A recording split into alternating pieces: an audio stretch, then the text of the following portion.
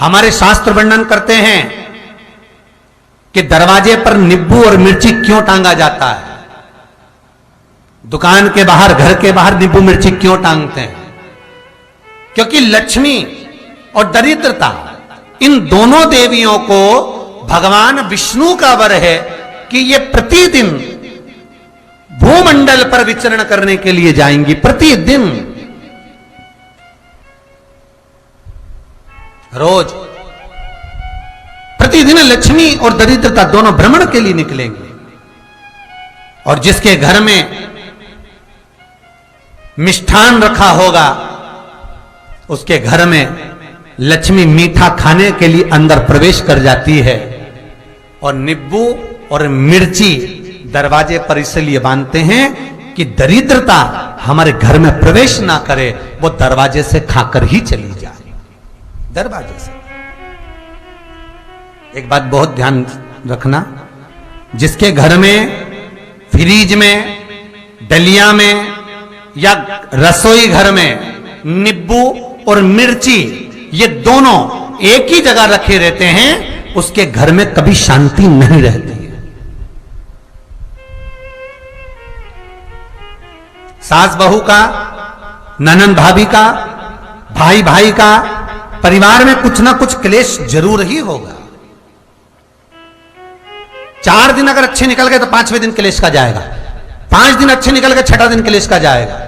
कुछ ना कुछ, एक जरा सी कटोरी पड़ी है उसके पीछे विवाद चालू हो जाएगा, जरा सा पानी ढुल गया उसके पीछे विवाद चालू हो जाएगा, बेडशीट बदल रहे थे उसके पीछे विवाद चालू हो जाएगा, पति कक्ष में आया विवाद चालू हो जाएगा। तुमने एक शब्द कहा, कोई लड़ाई की बात नहीं करी, फिर भी विवाद चालू हो जाएगा। समझ लेना कि घर के रसोई घर में या फ्रिज में नींबू और मिर्ची साथ रखा हुआ है तो वो क्लेश तो देगा ही।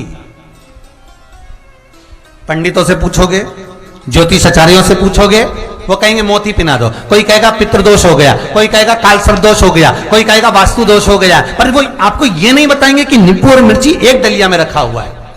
ये हमारा वेद, हमारा शास्त्र बताएगा कि नींबू और मिर्ची ये दरिद्रता देवी को प्रिय है, और जहां नींबू और मिर्ची साथ रखा वहां दरिद्रता प्रवेश कर जाती है, और दरिद्रता गई तो वो क्लेश उत्पन्न करती है, जिससे इसके घर में सुख ना रहे। सुख नहीं रहेगा तो लक्ष्मी नहीं रहेगी, दरिद्रता उसके घर में आराम से रह सकती है।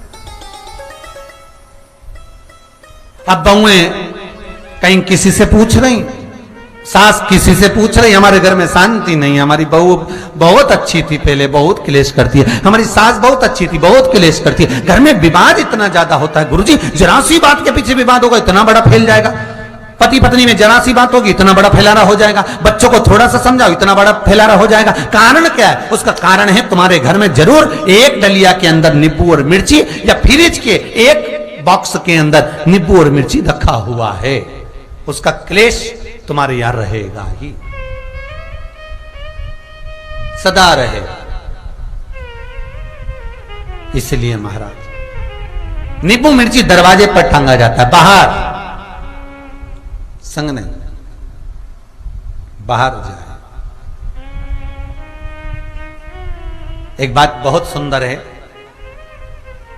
जैसे दूध और दही दोनों एक ही झोले में, एक ही बैग में, एक कैरी बैग के अंदर दूध और दही अलग अलग पॉलिथीन में बंधे हुए हैं, अलग अलग डोलची में, अलग अलग डब्बे में रखे हुए हैं। एक व्यक्ति एक ही बैग के अंदर दूध और दही ये दोनों चीज अगर लेकर घर के अंदर आता है तो उसके घर में संपदा की तो कमी आती ही है, उसके घर में संपदा टिकती नहीं है।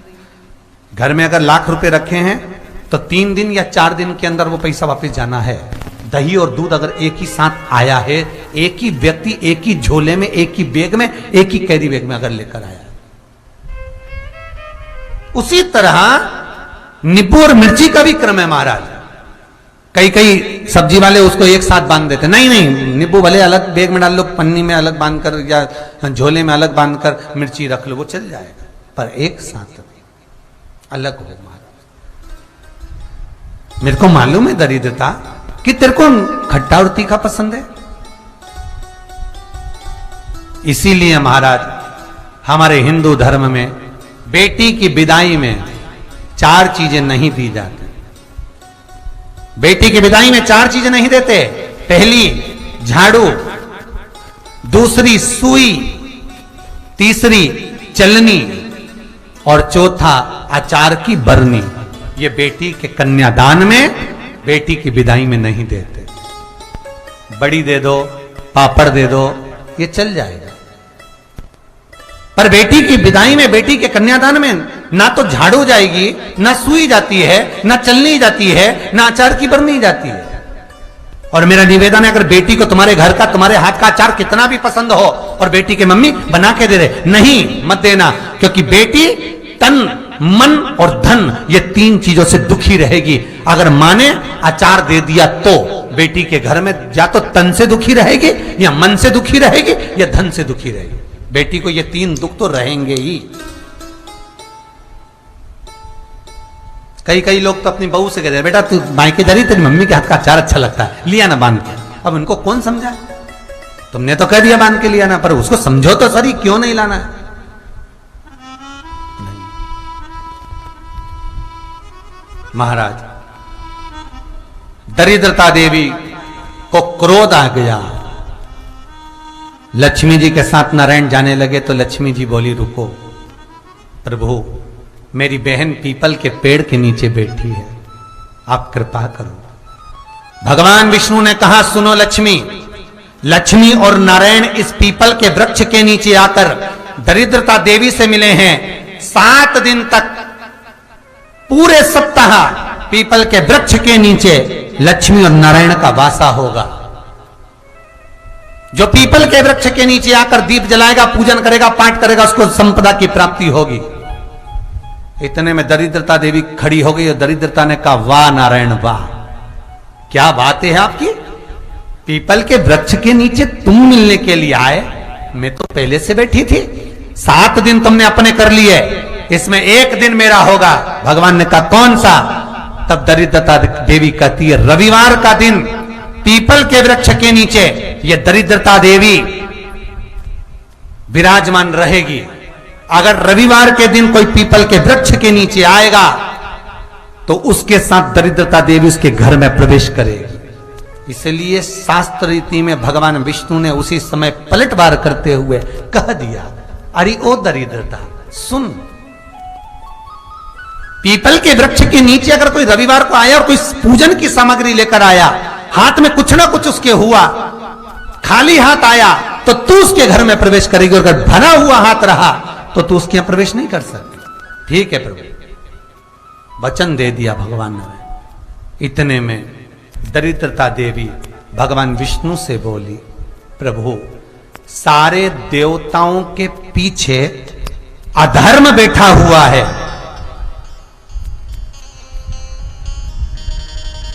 सारे देवताओं के पीछे अधर्म बैठा हुआ है।